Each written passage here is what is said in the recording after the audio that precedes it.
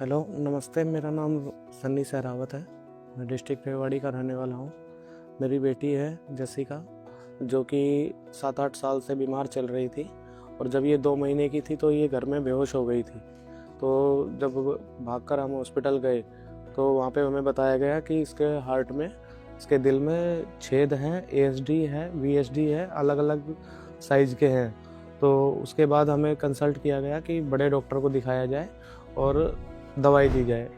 तो हमने जब दूसरे डॉक्टर जयपुर में हमने इसको चेक कराया तो उन्होंने बोला कि ये सर्जरी करनी पड़ेगी और बहुत बड़ी सर्जरी होगी, जिससे हम और मैं और मेरा परिवार थोड़ा सा डर गया था। कुछ समय बीतने के बाद जब दोबारा हमें लगा कि अब इसको एक बार फिर चेक करना चाहिए, तो हमने चेक कराया तो वो बीमारी एएसडी वीएसडी जो दिल में छेद थे, उसके बाद उसमें वाल्व में भी प्रॉब्लम हो गई थी।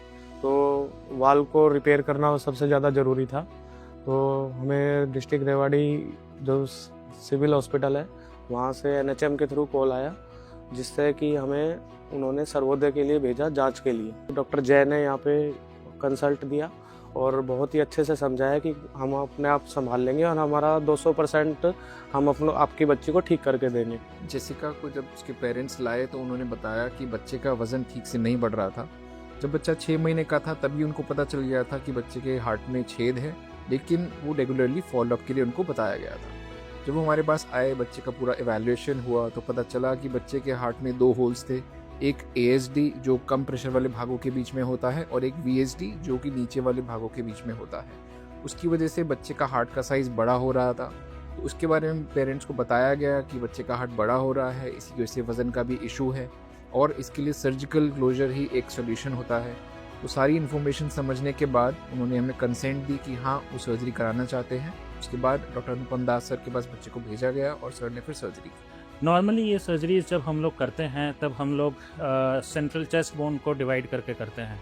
उसको हम लोग उससे ज़्यादा स्कारिंग फॉर्मेशन भी हो सकती है, पेन भी रह सकता है और बच्चे की रिकवरी भी डिले होती है।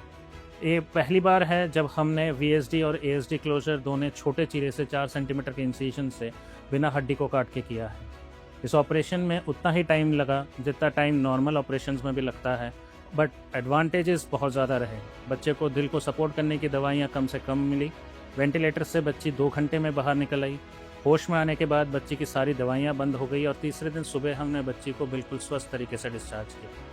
इस तरीके की प्रक्रिया पहले काफ़ी और बीमारियों के लिए की गई है, बट वीएसडी के लिए कुछ ही सेंटर्स हैं जिनमें ये चीज़ की जाती है। सर्वोदय हेल्थ केयर ये एक पहला इंस्टीट्यूट बना है हमारे एनसीआर एरिया में, जहां बच्चों में 8 साल के बच्ची में हमने वीएसडी क्लोजर मिनिमल इन्वेजिव तकनीक से किया है। हम लोगों की कोशिश यही है कि आगे भी आने वाले बच्चों में हम लोग इस प्रक्रिया को और बार बार करें और बच्चों को और उनके पेरेंट्स को जल्द से जल्द और अच्छी रिलीफ प्रोवाइड कर सकें। और अब मेरी बेटी का ऑपरेशन हो चुका है और कल हमें बोला गया कि कल हमें छुट्टी मिल जाएगी, हम घर जा रहे हैं और बच्ची हमारी ठीक है। और मैं सर्वोदय हॉस्पिटल और पूरे स्टाफ का और पूरे इनके जो ट्रस्ट है उनका धन्यवाद करता हूँ, ताकि मैं अपनी बच्ची को सही करके घर ले जा रहा हूँ।